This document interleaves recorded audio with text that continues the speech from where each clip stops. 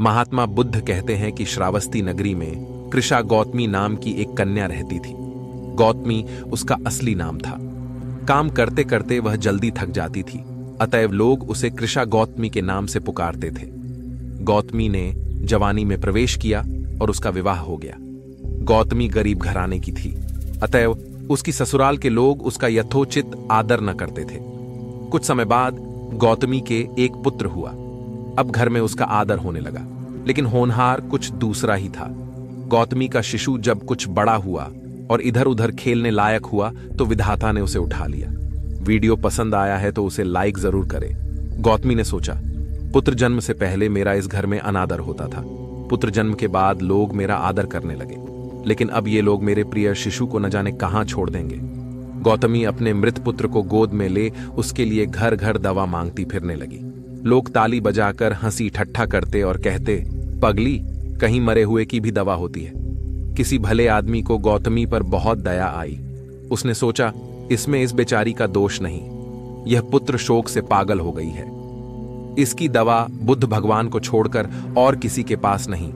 उसने कहा, मां, तुम बुद्ध भगवान के पास जाकर उनसे पूछो। गौतमी अपने शिशु को गोद में ले जहां बुद्ध पालथी मारे बैठे थे पहुंची और अभिवादन करके बोली, महाराज, मेरे पुत्र को दवा दीजिए। तथागत ने कहा, तूने अच्छा किया जो यहां चली आई। देख, तू इस नगर में से जिस घर में किसी की मौत न हुई हो, सरसों के दाने मांग ला, फिर मैं तुझे दवा दूंगा। भगवान की बात सुनकर गौतमी बहुत प्रसन्न हुई और सरसों के दाने लेने के लिए चल दी। पहले घर में जाकर उसने निवेदन किया, देखिए, बुद्ध भगवान ने मुझे आप लोगों के घर से सरसों मांग कर लाने को कहा है। आप लोग सरसों देने की कृपा करें। गौतमी के ये शब्द सुनकर एक आदमी झट से घर में से सरसों के दाने ले आया और गौतमी को देने लगा। गौतमी ने पूछा, पहले ये बताइए कि इस घर में किसी की मौत तो नहीं हुई? ये सुनकर घर के लोग आश्चर्य से कहने लगे, गौतमी, ये तू क्या कह रही है?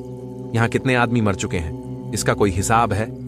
गौतमी, तो मैं आपके घर से सरसों न लूंगी। गौतमी दूसरे घर गई। सब जगह उसे वही जवाब मिला। उसने समझा शायद सारे नगर में यही बात हो।